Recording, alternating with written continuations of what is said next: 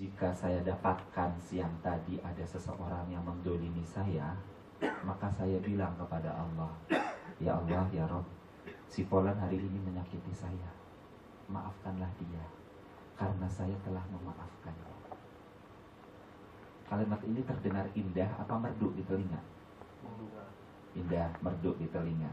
Antum mau gak namanya dicatat dalam surga meskipun antum sekarang masih di dunia? Mau. Sudah melakukan hal ini belum setiap menjelang tidur? Pernah. Yang sudah pernah angkat tangan.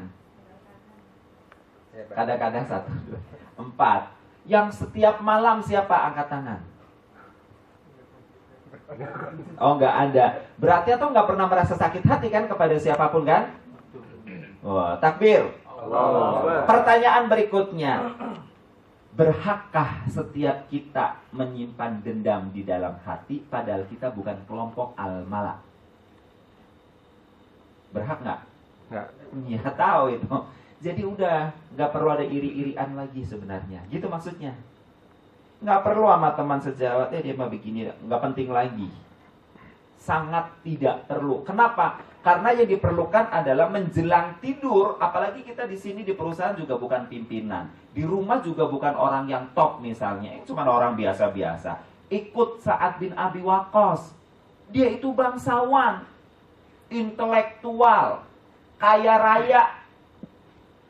Wong ketika diusir maknya nggak boleh pulang gara-gara berislam, itu dipanggil balik karena dia anak mamah juga.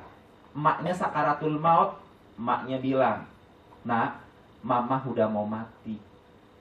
Tapi mama tidak mau mati meninggalkan cinta mama begitu saja. Mama cinta dan sayang sama kamu.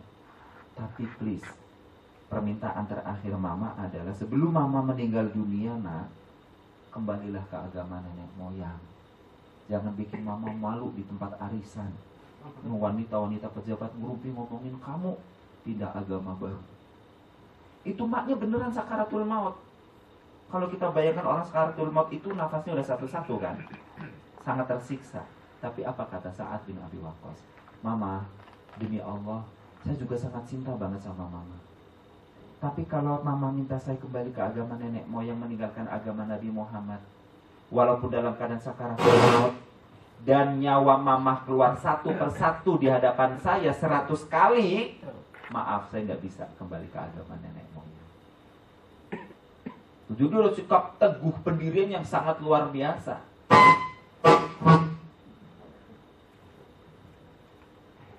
Nah, sehingga apa? Sa'ad bin Abi Waqqas disebut oleh Rasul sallallahu alaihi wasallam penghuni sorga yang berjalan-jalan di muka bumi, sebab amalan sunnah yang beliau lakukan dengan cara memaafkan. Tadi Isal udah bilang bahwa amalan tahajudnya biasa, duhanya biasa, 5 waktunya biasa, yes, okay. Kenapa Pak Sukeri mengangkat dari sisi sunnahnya? Dengan asumsi bahwa untuk kelas Anda semua, amalan-amalan wajib sudah tidak menjadi pembicaraan krusial lagi. Yang namanya sholat 5 waktu harusnya sudah otomatis dijalankan. Jangan ada jamaah yang sekarang hadir kemudian bertanya, Pak Ustadz, kalau habis berwudu makan minum batal nggak wudunya? Bab itu mestinya tuh udah lewat.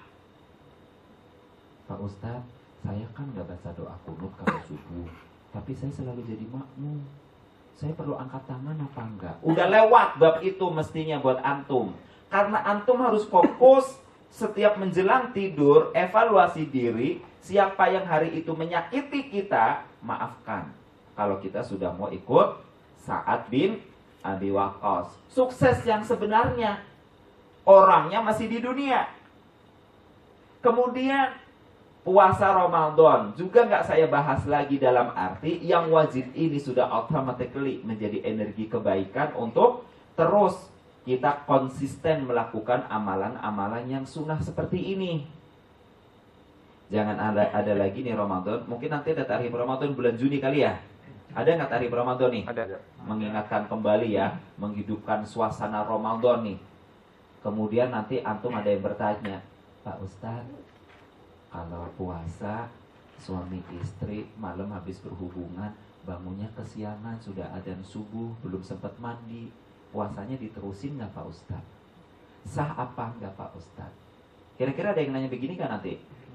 Oh udah enggak ya? Nggak jadi maksudnya. Ketahuan sama. Iya. Pak Ustadz korek-korek kuping batal apa? Udah lewat bab itu. Antum jangan ribet pada hal yang begitu. Yang wajib itu rukun dan syaratnya, bahkan yang menyebabkan batalnya sudah sangat jelas. Mestinya ini sudah bersenyawa. Tadi jangan melakukan amalan apalagi yang wajib, antum dibimbing oleh alur kehidupan doang. Saya ulang lagi karena ada yang baru datang nih beberapa orang. Tadi sudah saya tes nih teman-teman yang datang duluan. Ya saya tanya kancing baju Anda berapa? Kata Rohman bilang tadi 7. Setelah dihitung ternyata 6. Saya tanya sebelum pakai tadi dihitung enggak? Antum harus ngitung Enggak ditanya lagi. Oh kirain lagi ngitung kancing baju. Kita beramal yang wajib gak begitu lagi. Ingat begitu kita niat, alam bawah sadar kita harus dikoneksikan dengan alam sadar. Sudah bersenyawa, sudah menyatu. Kenapa? Karena kita sedang melangkah pada tahapan-tahapan kesuksesan yang sejati. Kesuksesan yang meskipun kita masih ada di bumi, kita berharap nama kita tercatat di langit. Sudah ada orang sebelum kita yang membukakan jalan buat kita bahwa alur kehidupan yang sedang kita tempuh ini begini loh, sampai kok ke surga. Ada siapa? Sa'ad bin Abi Waqqas. Saya tadi terlupa ya mengutip ayatnya, kalau nggak salah itu surah 22. Itu surah apa? Ada yang tahu? Anur, 24. Lupa. Surah Al-Hajj. Ingat-ingat ya. Wahudu ila thayyibi minal qaul wahudu ila siratil hamid. Dan kepada mereka kami berikan petunjuk terhadap kata-kata yang baik. Dan kepadanya kami berikan petunjuk pada makom yang mulia. Ingat ya, jadi amal yang berdasarkan kesadaran karena ada landasan keimanan. Apakah orang yang dijamin sudah pasti masuk surga seperti itu, mereka selalu sukses dalam kacamata dunia dan target-target dunia? Apakah mereka imun dari segala kesulitan dunia? Jawabannya tidak. Karena setiap kesulitan, karena setiap apa yang dianggap kegagalan bagi orang yang namanya sudah tercantum di langit sebagai penghuni surga yang berjalan di muka bumi, dia harus senantiasa meningkatkan kekuatan imannya dan Allah ingin membuktikan itu. Makanya Sa'ad bin Abi Waqqas pun juga mengalami kesulitan. Ketika beliau dikirim oleh Amirul Mukminin untuk masuk ke wilayah Basrah yang saat itu sedang diduduki oleh tentara Romawi, begitu beliau sampai di tepi sungai Tigris, ternyata sungai Tigris pun sudah banjir bandang. Sebelum berangkat, Abu Bakar sudah berpesan, Sa'ad, jangan kau lengah hanya karena Rasulullah menyebut dirimu sebagai anak pamannya, dan jangan kau lengah hanya karena Rasulullah menyebut kamu penghuni surga yang berjalan di muka bumi. Tetap jaga takwa kepada Allah, sebab kesulitan yang akan kamu alami, tentara itu ya, tentara Romawi itu dalam peralatan yang sangat lengkap dan jumlah mereka besar. Jadi pesannya seperti itu. Nah ternyata betul rintangan pertama, sungai Tigris banjir, nggak nanggung-nanggung, airnya begitu deras luar biasa. Ikhtiari manusiawi tetap dibutuhkan di sini. Sa'ad bin Abi Waqqas meminta prajuritnya bernama Qaqa bersaudara. Ya kata beliau, Kak, tolong dites kedalaman air. Nah dites kedalaman air mulai dari yang blum sampai yang plung, sampai yang agak blep. Nah ini yang blepnya agak cetek nih. Nah baru dikumpulin pasukan. Mengumpulkan pasukan pun tetap knowledge kemanusiaannya. Ingat ya, tadi namanya sudah tercatat di langit sebagai penghuni sorga yang berjalan di muka bumi. Beliau tetap punya strategi. Bagaimana caranya? Caranya adalah kuda betina baris bagian depan dan turun duluan. Jadi penunggang-penunggang kuda betina itu suruh terjun duluan.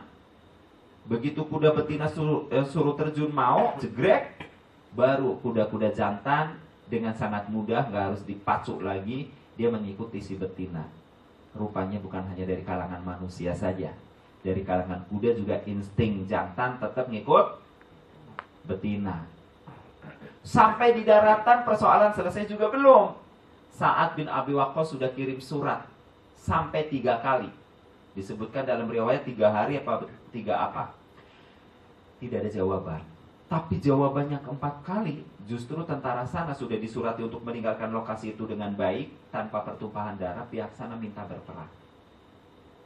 Begitu tantangan berperang datang, kondisi detik itu yang dirasakan oleh Sa'ad bin Abi Waqqas adalah demam tinggi. Bahkan sekujur tubuhnya, dampak dari demam itu keluar bisul. Begitu baca surat, Masya Allah, saya meriang, bisul lagi pada keluar, gak enak banget. Itu orang ngajakin perang. Coba kemarin. Nah, mulai itu, coba kemarin. Seandainya kemarin dia menjawab, bahkan dengan perang, saya siap. Tapi kata Sa'ad bin Abi Waqqas, saya ingat pesan Nabi. Idza asabatu musibah, la taqul law kada kana kada wa kada. Jika kamu tertimpa musibah, jangan sekali-kali mengatakan seandainya begini, seandainya begitu. Nah, makanya kalau Anda merasa di sini belum sukses, jangan bilang, coba saya dulu nggak terima, ya udah nggak Indosat. Nggak begitu lagi. Kalimatnya adalah qaddarullahu masya'a fa'ala. Ini adalah kehendak Allah dan Allah pasti akan melaksanakan apa yang dikehendakinya. Makanya harus terima tuh tantangan perangnya. Beliau minta pada prajuritnya menyiapkan bantal buat alas duduk dan satu bantal untuk penahan badan. Karena memang meriangnya luar biasa, untuk tegak agak susah. Perutnya diganjel pakai bantal. Jadi hari itu beliau memimpin perang dalam kondisi duduk di atas bantal dan badannya pun perutnya disanggah, diganjel oleh bantal. Dengan semangat beliau menyeru pasukannya, serbu. Ya begitu beliau bilang kanan, bisul pecah, tes. Yang kiri, bisulnya pecah, tes. Awas belakang Anda, tes. Perang berkecamuk begitu hebat. Peperangan usai pula bisul-bisul di sekujur tubuhnya pecah. Jadi dia bermandikan nanah saat itu. Sembuh jadinya. Jadi meriang harus dibawa kerja. Wah, konsisten kan? Di jalan Allah tuh coba. Sa'ad bin Abi Waqqas punya amalan yang oleh sebagian orang mungkin dianggap kecil, yaitu memaafkan kesalahan orang lain setiap malam menjelang tidur. Nama beliau tercatat di langit, penghuni sorga yang berjalan di muka bumi. Ini yang pertama. Orang-orang lain lagi siapa? Nah, ini kisah ini pun seingat saya udah 5 kali saya ceritakan di sini. Sengaja ini kita kembali menggalinya. Kenapa? Karena kalau dari segmented kedudukan sosial di tengah masyarakat, orang ini statusnya kalau di perusahaan saya bilang ya mungkin supervisor sampai staff lah. Jadi manajer menengah gitu ya, sampai staff. Kenapa? Kaum pekerja. Kaum pekerja ini ya bekerja. Ketika bekerja pure service excellent. Udah. Posisi saya memang peran saya adalah bekerja. Saya kerja dan mengerjakan amalan-amalan ini dengan konsisten, dengan penuh semangat. Wanita ini di masa Nabi disebut namanya di hadapan putri beliau sallallahu alaihi wasallam yang bernama Fatimah Az-Zahra. Dan Nabi ketika memanggil Fatimah, ya, ta'ala ya Fatimah. Ya ta'ali ya Fatimah, sini ya Fatimah. Iya ya Rasulullah, ya abadi. Ada apa? Sukakah kamu kalau aku kabarkan kepadamu tentang seorang wanita yang dia dijamin pasti masuk surga? Kata Fatimah, ya mau. Senang. Ya kalau dalam bahasa saya, Fatimah pun jangan-jangan saat itu berharap jangan-jangan saya yang disebut. Saya sangat kuat gitu lah ya. Fatimah putri Nabi, ya taat, baik, begitu kan. Nabi memanggilnya, mau menginformasikan kepada beliau, sukakah kamu aku tunjukkan seorang wanita yang dijamin pasti masuk surga? Begitu Fatimah bilang mau, Rasul ternyata tidak menyebut namanya. Tidak menyebut nama Fatimah. Siapa yang disebut Muti'ah? Maka kata Fatimah, Muti'ah, dia dijamin masuk surga ya Rasulullah. Iya, dijamin masuk surga. Apa amalannya ya Rasulullah? Kata Rasulullah, kau datanglah sendiri, kau lihat ke sana. Apa yang dia lakukan? Nah, siapakah wanita itu? Ada yang ingat?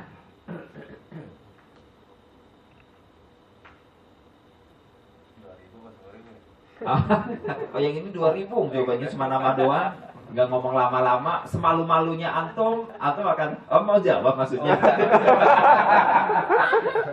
Mau jawab nanya dulu, upahnya berapa nih? Ayo, ada yang tahu siapakah nama wanita itu? Siapa Mbak? Kayak jilbab pink tahu nih namanya nih. Ada Mbak, siapa Mbak?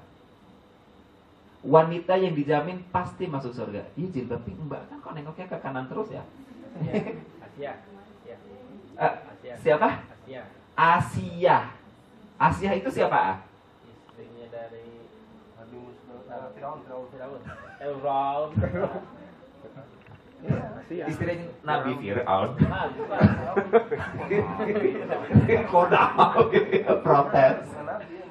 Fir'aun bukan Nabi ya. Jadi Fatimah hidup di masa Fir'aun. Ini seorang ratu dia.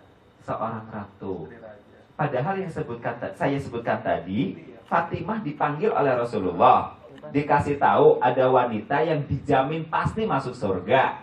Fatimah bertanya, siapakah wanita itu? Kata Nabi, kau datanglah ke rumahnya. Kejadian tempat sama zaman. Ya kejadiannya jadi di masa Rasulullah. Asia yang antum sebut Asia di zaman siapa?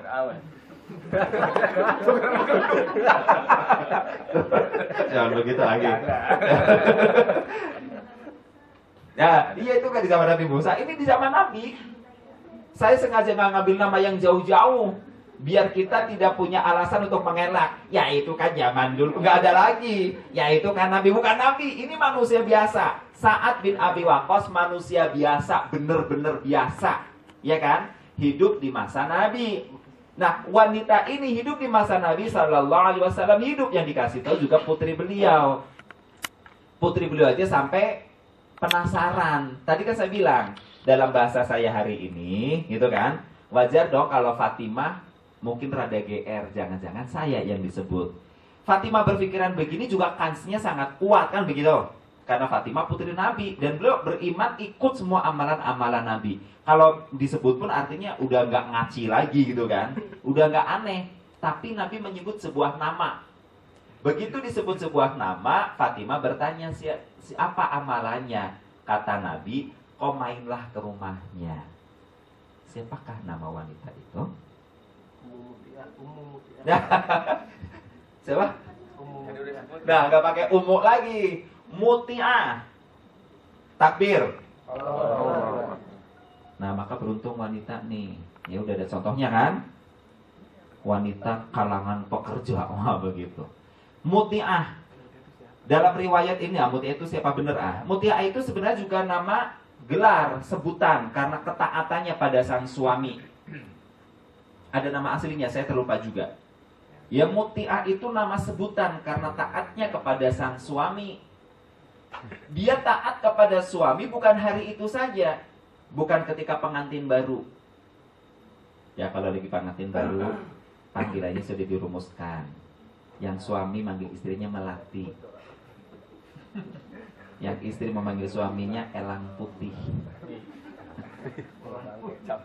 Melati, iya, Elang Putih. Kayaknya itu indah banget. Bukan hanya di masa itu saja. Muti'ah itu konsisten sepanjang kehidupan dengan penuh semangat terus menerus melakukan amalan-amalan ketaatan terhadap sang suami.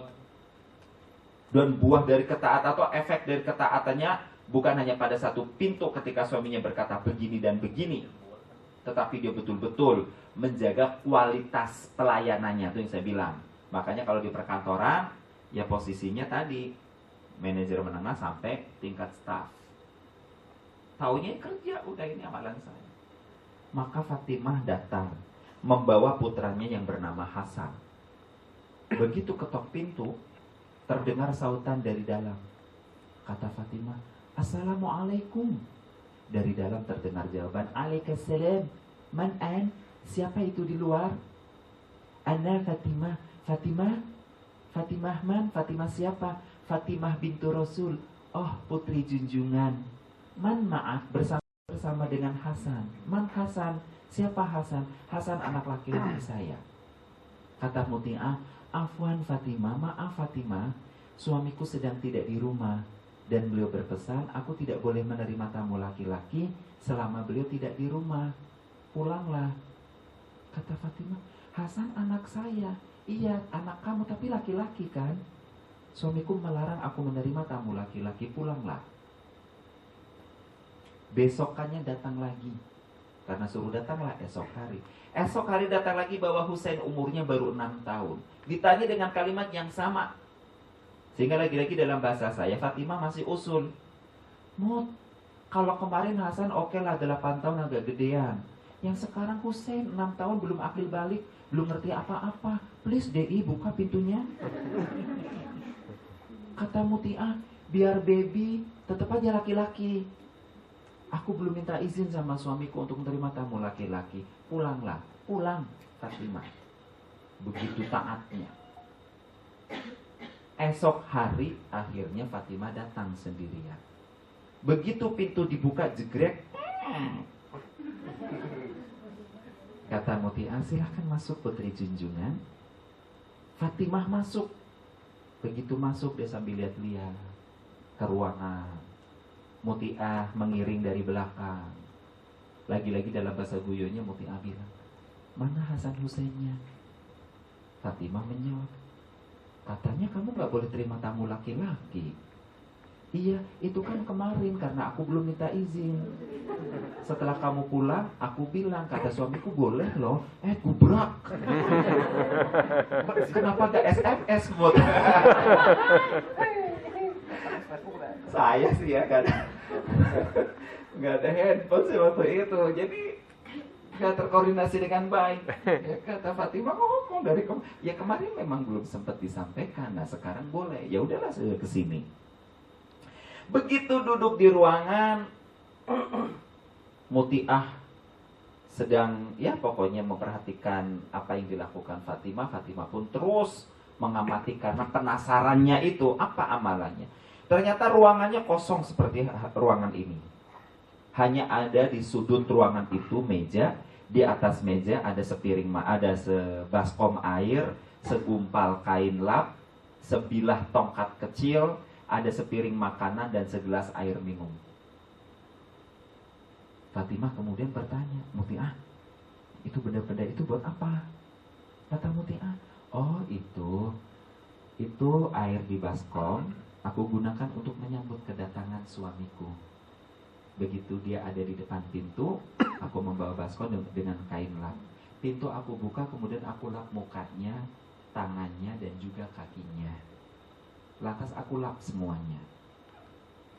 Kira-kira Anda kalau punya suami, pulang mau diapain depan pintu? Lama amat pulangnya dong. Lihat dompetnya masih ada banyak gitu. Mulai ketahuan nih, curhat nih, curcol. Setelah itu aku persilahkan suamiku duduk. Begitu dia duduk, aku ambilkan makanan yang di piring dan minuman yang di gelas itu aku serahkan. Aku bilang, Yan, kau sudah kerja seharian pasti lapar dan haus. Silahkan makan. Selama suami saya makan, Fatimah, saya duduk di sampingnya dan saya diam 1000 bahasa. Jika suamiku mencecap makanan, dia merasa nikmat, dia melempar senyum kepada saya pun membalas senyumnya dengan senyuman yang termanis di dunia. Tetap membungkam 1000 bahasa. Begitu suamiku selesai makan, maka aku serahkan sebilah tongkat kecil ini kepadanya dan aku berkata, Yang, jika hari ini masakanku tidak berkenan di hatimu, cambuk telapak tanganku. Fatimah kaget. Astagfirullahaladzim. Apakah suamimu seperti Al-Gujub? Oh tidak. Apakah kau pernah dipukulnya? Tidak. Bahkan setiap menerima tongkat itu, kemudian dia mengusap kepalaku dengan penuh cinta kasih. Dia berbisik di telingaku dengan merdu, I love you.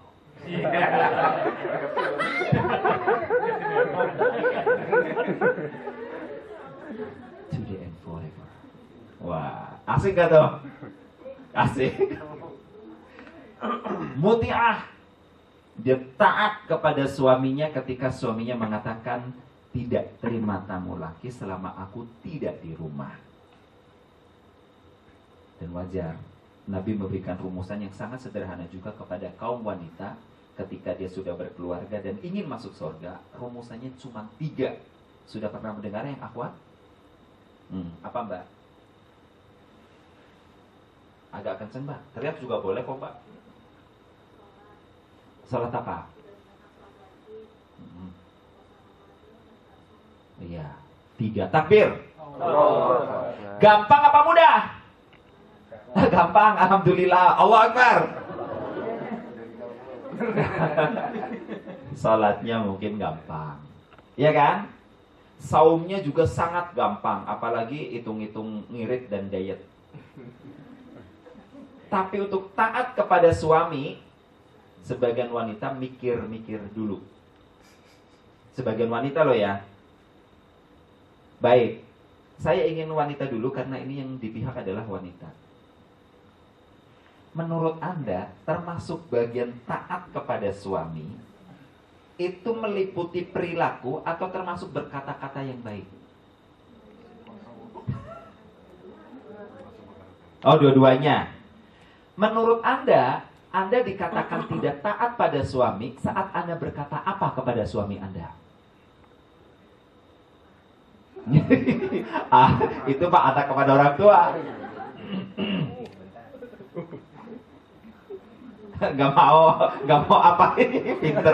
Iya, gak apa-apa deh, itu diterima. Gak mau ya, nanti dilaknat malaikat sepanjang malam gitu. Mau ngomong gitu gak malu. Apa merasa bukan ustazah gitu ya, jadi kan gak pantas ngomong gitu. Semua kita adalah ustaz dan ustazah yang di ruangan ini. Takbir. Jadi kita pantas berbicara yang baik tentang Islam. Apalagi itu kan cuma dilaknat doang, nggak ada kalimat masuk neraka apa surga kan. Nah ini benar-benar bisa menyebabkan wanita itu terhalang mencium bau surga. Apaan tuh? Nah udah. Kalau sikapnya adalah tidak menghargai pemberian suami, kalau kalimatnya juga kalimat sederhana, tapi ingat, rata-rata wanita sejauh pengamatan saya, sekali lagi sayang saya belum punya tim untuk survei gitu ya, tapi saya mengamati dulu selama ini, adalah kalimat-kalimat seorang wanita yang menghapus pemberian suami. Kalimatnya begini biasanya. Emang kamu pernah beliin saya ini?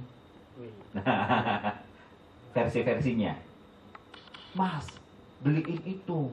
Selama kamu menikahi saya belum pernah dibeliin itu sama kamu. Wanita tuh maksudnya merajuk, maksudnya mau manja, tapi kata-katanya tidak terkontrol, bisa menghapus seluruh amal sholat dan puasanya. Kenapa? Karena Nabi menyebutkan wanita yang ngilang-ngilangin pemberian suami, maka haram mencium bau surga. Bandingkan dengan muti'ah. Tahukah Anda, muti'ah itu bukan orang kaya, bukan al-mala, juga bukan wanita yang super cerdas. Biasa tadi saya katakan, kelasnya kelas rata-rata. Kecerdasannya karena keimanannya saja, kalau saya bilang terbantu di situ sebenarnya, sehingga dia menjadi orang yang cerdas. Nah ini hebatnya orang beriman, ya. Kecerdasannya kalau saya bilang saya nggak ada lawan. Yang namanya iman itu memang rata, mulai dari orang yang paling tinggi kedudukannya di masyarakat sampai yang mungkin dianggap sebagai second liner di tengah masyarakat. Kalau beriman, kecerdasannya insya Allah sama. Nah, tahukah Anda, kira-kira piring makanan yang diberikan kepada suaminya muti'ah gitu ya, itu makanan yang super istimewa apa yang juga biasa-biasa untuk kelas mereka? Biasa. Pertanyaan berikutnya, kalau begitu kelezatan makanan muti'ah itu ada pada bahan bakunya, apa ada di mananya? Cara penyajian. Juga bukan hanya itu, akhi, ternyata. Perhatikan omongan saya tadi. Begitu suami saya menerima makanan dan dia makan, saya duduk di sampingnya. Yang pertama. Yang kedua, begitu dia mencecap makanan dan dia menikmatinya, dia melempar senyum kepada saya membalasnya dengan senyum termanis di dunia, dengan bungkam 1000 bahasa. Jadi kenikmatan makan ada pada bahan bakunya dan cara penyajiannya, apa pada cara pendampingannya? Orang makan jangan diajak ngomong, kata Nabi kan begitu kan? Begitu, akhi.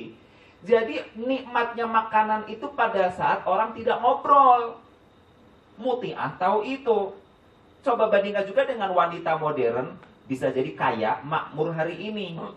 Cinta suami, sayang suami. Suami pulang ditanya, "Mas mau dimasakin apa? Mas kan ngambil saya karena saya pinter masak kan? Ya deh masakin sop." Oke, dimasakin sop. Tapi begitu masakin sop, sudahlah nyuguhinya dalam keadaan ngebul, kata si istri, "Ayo dong dimakan, ayo dong dimakan. Ntar tunggu asapnya agak reda dikit, ya ntar hilang rasanya, ntar nggak enak. Justru lagi ngebul-ngebul ini enak loh mas." Itu yang pertama, saking cinta dan sayangnya kan. Begitu sang suami nyendok, baru mangap belum nempel di mulut, "Gimana rasanya, enak enggak?" Kata si suami, belum. Ya kan? Begitu masuk mulut baru lagi dikunyah. "Tuh kan masakan saya enak kan? Ayo dong jawab, enak enggak?" Lah mulutnya lagi ada isi, ditanyain. Suruh jawab, enggak bisa ngerasa. Akhirnya terpaksa suami hari itu berbohong. Besokannya bukan berbohong, kagak enak. Kenapa kagak enaknya? Karena ajak ngobrol. Ada lagi juga lagi asik makan, enggak ditanya sih, tapi si istri dengan asiknya cerita mulu. "Mas, anak kita loh mas, hari ini pinter banget ya mas. Masa saya lagi di dapur mas, lagi masak mas, ada tukang dagangan mas, dipanggil, abang beli. Abangnya dipanggil mas tadi, tunggu mas, tunggu." Terus udah gitu, abangnya jadi nungguin. Dia minta uang sama aku kan lagi masak ya mas ya. Kalau menurut mas gimana? Masak ini mas. Kira-kira itu suami makannya nikmat gak tuh? Kagak bakal. Walaupun kita suguhin sop yang ngebul yang kesukaan suami, nggak bakal terasa nikmat. Ya keselak, iya bener. Itulah muti'ah. Hebat. Nggak ada dia komplain, "Maaf ya mas, hari ini mas saya cuma tempe, soalnya mas ngasih uangnya udah tanggal tua begini." Nggak ada kalimat seperti ini, hati-hati gitu kan. Maksudnya sih baik, cuma pengen ngasih tahu, dia juga nggak minta kan. Cuman ngasih tahu berjaga-jaga biar suami nggak komplain. Cuman adanya ini doang misalnya. Ngomong duluan, adanya cuman ini doang. Soalnya, nah itu tadi kata-kata soalnya tanggal tua itu kesannya terhapus semua kebaikan sang suami. Waspadalah buat kaum wanita, karena yang seperti ini bisa menyebabkan wanita itu gagal mencium bau sorga. Kalau nyiumnya aja gagal, bagaimana masukinya, kan begitu. Tapi muti'ah disebut oleh Nabi, wanita ini dijamin masuk surga. Kira-kira muti'ah dibuat seperti itu cuman hari itu apa sepanjang dia mendampingi sang suami? Itulah makna konsisten yang saya maksud. Fisabilillah. Terakhir, waktunya cuma sampai jam 13.15 harusnya ya. Udah kelewat dikit. Saya minta waktu 5 menit lagi, boleh? Boleh. Karena yang ketiga nih biar kelasnya rata ya. Maksud saya, di kelas manapun kita berada, gak ada alasan untuk tidak masuk surga. Dan gak ada alasan bersembunyi di balik status sosial yang kita derita. Jadi orang kaya tadi deritanya. Derita orang kaya tadi superior gitu kan. Derita orang menengah capek kerja mulu. Nah ini derita orang kelas 3 nih. Kelas budak belian. Kalau di kantor mungkin outsourcing dan cleaning service. Ya, apes-apes nih magang dah. Ada gak dianggap. Ya kan? Adanya dianggap gak menggenapkan, gak adanya gak dicariin. Dan itu paling pahit dah hidup. Tapi kelas yang seperti ini, jangan salah. Begitu dia beriman, sadar dengan keimanannya, beramal soleh dengan keimanannya. Sekali lagi yang saya sebut, amal-amal utama yang nafilahnya. Karena yang bersangkutan sudah jelas bab-bab wajib itu sudah tidak dibuat krusial dalam hidupnya. Yang wajib lewat karena sudah terlaksanakan. Siapakah dia? Dia adalah orang yang dipanggil oleh Rasulullah SAW di suatu masa. Setelah beliau pulang Isra Mi'raj sudah berlalu sekian waktunya lama. Orang ini dipanggil oleh Rasulullah, "Ya Bilal ta'ala." "Iya ya Rasulullah, saya." Bilal, karena dulu ketika saya dibawa Jibril Mi'raj ke Sidratil Muntaha kemudian naik ke dalam surga. Di surga saya mendengar suara sandal kamu. langkah-langkahnya terdengar jelas. Amalan apa yang kamu lakukan ya Bilal? Jawabannya sama dengan jawaban Sa'ad bin Abi Waqqas. Maafi ya Rasulullah. Jadi dalam benak Bilal gak ada yang istimewa amalan ini. Biasa aja. Nabi terus menggali apa, dan apa. Kemudian Bilal mengatakan, saya ya Rasulullah mendawamkan, membiasakan, mengkontinuitaskan, konsisten dengan semangat yang bagus, rok'atain sukhrul wudu. Saya sholat 2 rakaat sesudah berwudu. Ini amalan kedudukannya sunnah. Menurut antum 2 rakaat sesudah wudu ringan apa berat? Bentar dulu, MC diam dulu. Ringan apa berat? Ringan. Banyak yang melakukan apa banyak yang meninggalkan? Banyak yang meninggalkan. Antum sendiri seringnya meninggalkan apa melakukan? Gak pernah. Mau nggak namanya dicatat di dalam surga sekarang-sekarang? Mau ya, tapi mengamalkannya enggak ya? Kegalauan apa? Ya kan? Bilal bin Rabah sadar eksistensi diri. Ya walaupun setelah berislam jelas merdeka begitu ya. Tapi dia mencoba konsisten dengan pekerjaan kecilnya. Apa yang bisa dilakukan, lakukan. Apa yang bisa dikerjakan, kerjakan. Namanya orang kecil itu sangat penurut, ya. Dengar ini, amalin. Dengar ini, jalanin. Udah itu aja. Jadi sekali waktu rasanya kita juga perlu merasa bahwa diri kita bukan orang yang terlalu hebat, barangkali begitu. Kita posisikan diri kita seperti Bilal, sebagai orang yang memang kecil, mendengarkan apa yang harus didengarkan, menjalankan apa yang sudah kita dengarkan. Insya Allah, dengan konsistensi yang baik, kita akan mencapai pada kesuksesan. Makanya Bilal bin Rabah dalam konteks ini tidak disebut tentang bab-bab materinya lagi. Artinya apa? Kehidupan Bilal yang mantan budak itu, sandang, pangan, papan sudah terjamin. Nah ini harus kita ketahui. Makanya sejarah tidak mencatat detail kan. Bilal rumahnya di mana, ukuran berapa. Beda dengan sahabat lain yang dulunya orang-orang kaya. Ada kayak misalnya Miqdad bin Amr. Ya begitu dia berislam, awalnya orang kaya, dia milih hidup miskin. Milih loh. Jadi hidup miskinnya para sahabat itu pilihan, bukan keterpaksaan keadaan. Kalau hidup miskinnya kita hari ini apa? Takdir kagak. Hari ini kita miskin karena ditindas oleh keadaan. Curhat. Kalau para sahabat miskinnya itu pilihan. Jadi ketika beliau bangun rumah, dia minta sama tukangnya, tolong bangunkan rumah buat saya yang ukuran tingginya cukup orang duduk dan lebarnya cukup orang baringan. Sehingga beliau sendiri ketika pulang ke rumah itu memang jongkok. Nggak harus ikut kepanduan dulu baru bisa masuk rumah dengan jongkok, begitu kan? Nggak ikut kemah. Itu rumah-rumah kemah kan jongkok kan? Rumahnya kurang lebih seperti itu. Itu ada sahabat yang kaya raya, begitu beliau berislam memilih hidupnya begitu. Jadi begitu dibangunkan rumah, ya udah masuknya dengan jongkok. Ketika tidur selonjor udah pas, kakinya ke pintu depan, kepalanya ke pintu belakang. Itu sampai ada yang seperti itu dari kalangan sahabat yang kaya raya. Tuh detail tuh biasanya dijelaskan.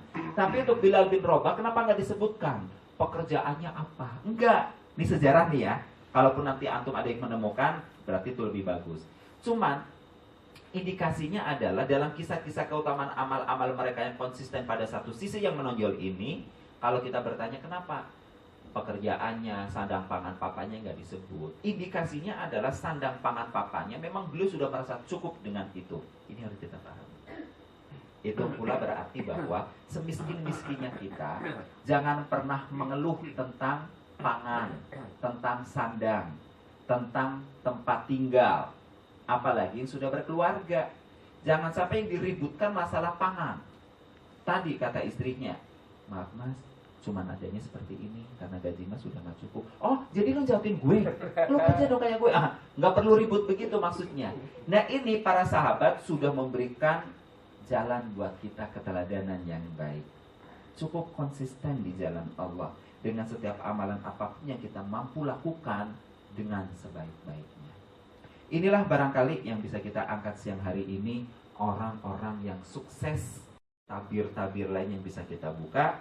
Mudah-mudahan menjadi penyemangat kita. Yang saran saya adalah jadikan bacaan tentang kisah-kisah para sahabat itu wirid ketiga setelah wirid sesudah sholat dan wirid membaca Al-Quran kita semua. Siap? Siap. Siap? Takbir. Oh. Mohon maaf apabila ada kekurangan dan kekhilafan. Wassalamualaikum warahmatullahi wabarakatuh. Waalaikumsalam. Terima kasih pada Ustadz yang telah memaparkan materi yang sangat luar biasa. Mudah-mudahan apa-apa yang disampaikan oleh Ustadz bisa kita aplikasikan dalam kehidupan sehari-hari. Masih ada waktu kurang lebih 5 menit para jemaah dan akhwatkan ada yang mau bertanya terkait dengan materi yang kami persilakan.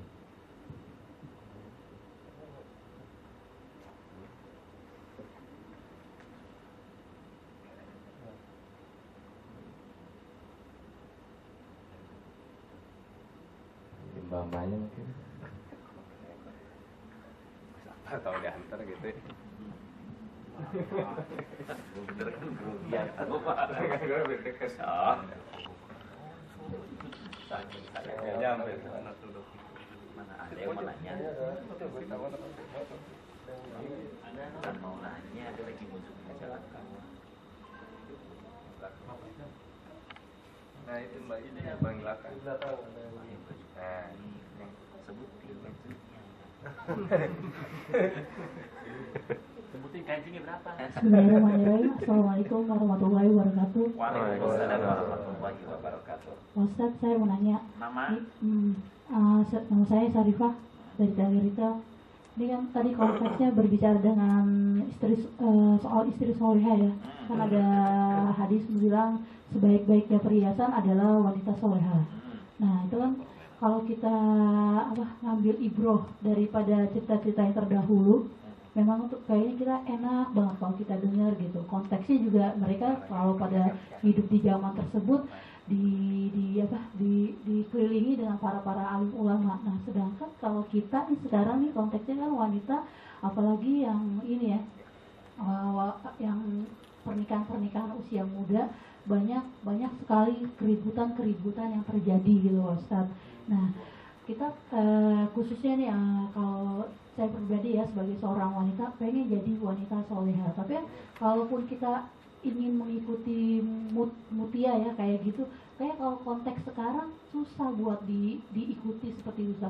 Kadang-kadang kalaupun kita di satu sisi misalnya kalau kita ingin ikuti nggak boleh menerima tamu selain cowok, tapi itu dari keluarga kita datang jauh-jauh, kita masa iya sih kita nggak bukain pintu, kita ingin pesan suami kita kan dia datang dari jauh Pak Ustaz. Nah, kalau kita ngerti di mana, oh ternyata misalnya kamu lebih milih suami kamu ketimbang keluarga kamu yang jauh, kita nanti setelah itu ada case sama keluarga kita. Nah gimana sih Pak Ustaz cara buat kita satu sama lainnya nggak saling berbenturan gitu, bisa nggak ada permasalahan jadi ke suami dapat berkahnya, ke keluarga juga dapat itu. Sekian Pak Ustaz.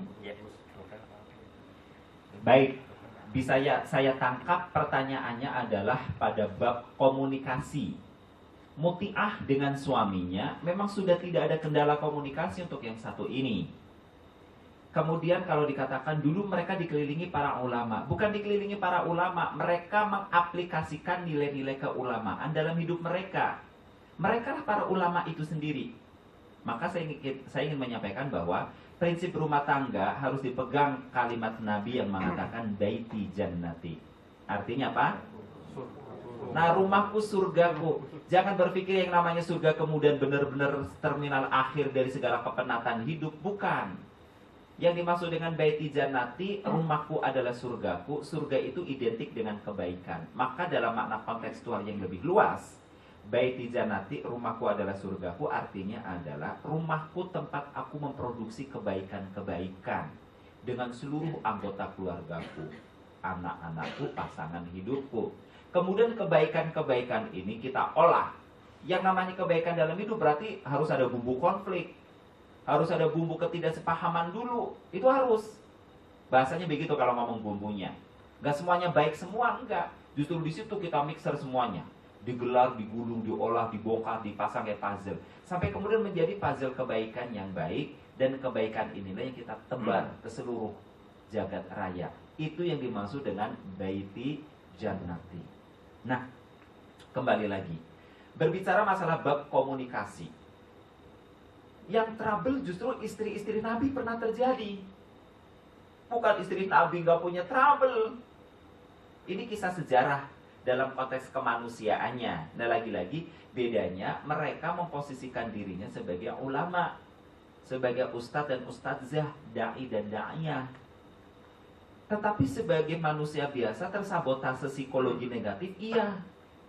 Apa istri Nabi pernah? Pernah. Pernah istri Nabi 99-nya datang demonstrasi.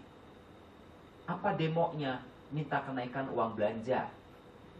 Salah apa salah? Enggak salah. Coba. Tapi jawaban Nabi saat itu juga kan keras. Bisa sih aku memenuhi kenaikan tarif uang belanja kalian. Cuman ada pilihan untuk yang satu ini.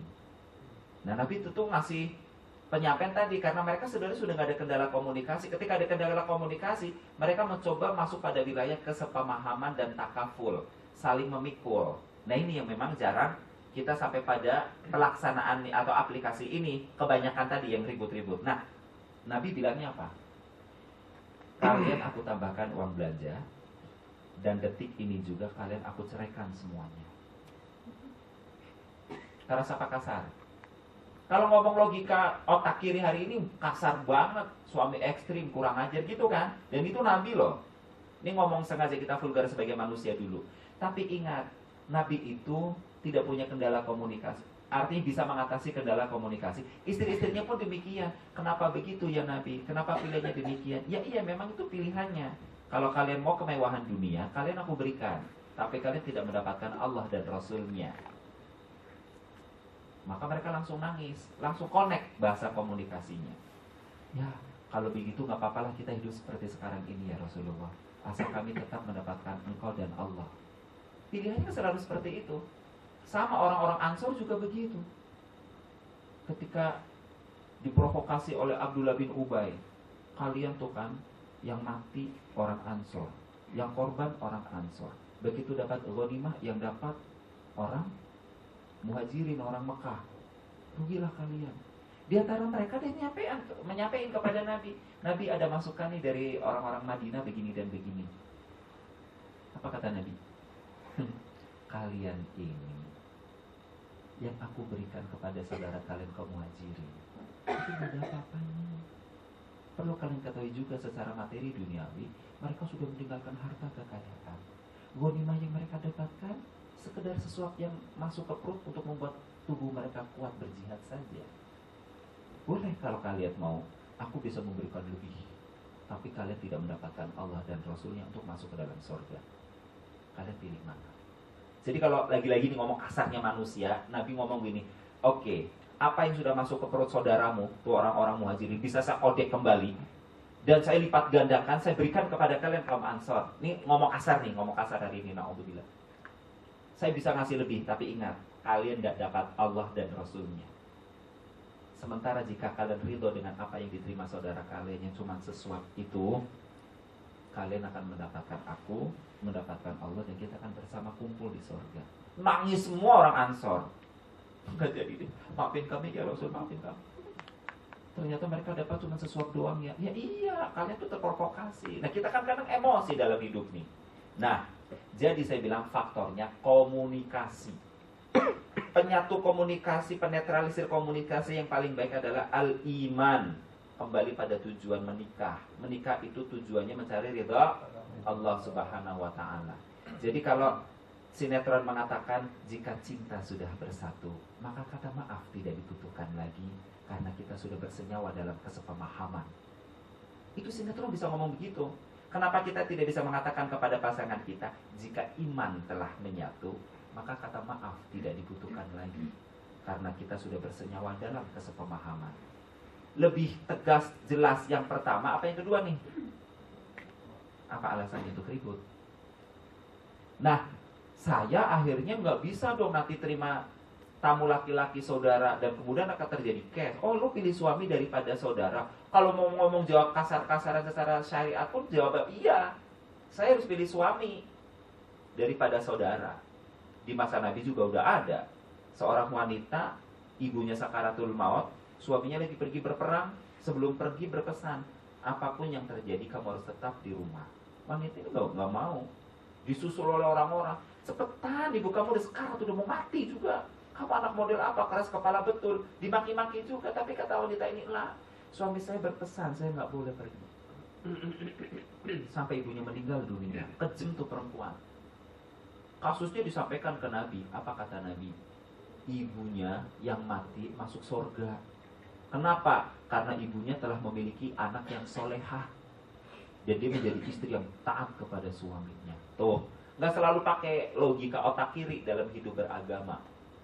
Nah, tapi sekali lagi dalam konteks hablum minanas, agama nggak melarang adanya komunikasi-komunikasi. Bolehlah kemudian istilahnya ada komunikasi umum. Atau kalau bisa izin-izin umum, ada izin khusus. Nah, suami bisa saja kan misalnya bilang, ya terima tamu laki-laki dari kalangan kerabat mah boleh-boleh aja. Ya itu jalanin. Tapi suatu masa ada tukang listrik mau datang nih, ya kan? Tukang genteng bocor mau datang, suami nggak ada, masa ya nggak boleh juga. Nah, ngomong, Mas, kalau ada tukang-tukang tertentu gimana? Atau telepon, Mas ada yang mendadak darurat, boleh nggak nelpon? Atau kondisi darurat gimana? Gitu. Dan lagi-lagi karena suaminya beriman, mestinya dia sudah tidak ada atau sudah bisa mengatasi kendala komunikasi. Rasanya kalau suaminya beriman betulan ya insya Allah, ya kan? Dia pasti akan bisa mentolerir hal yang seperti ini.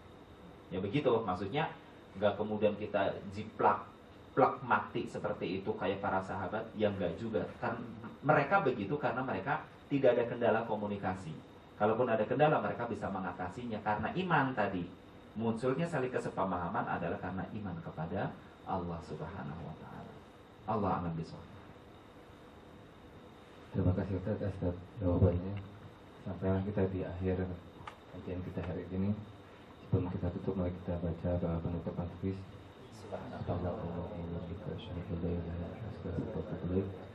Mudah-mudahan Allah pertemukan kali kita di acara kita dengan depan.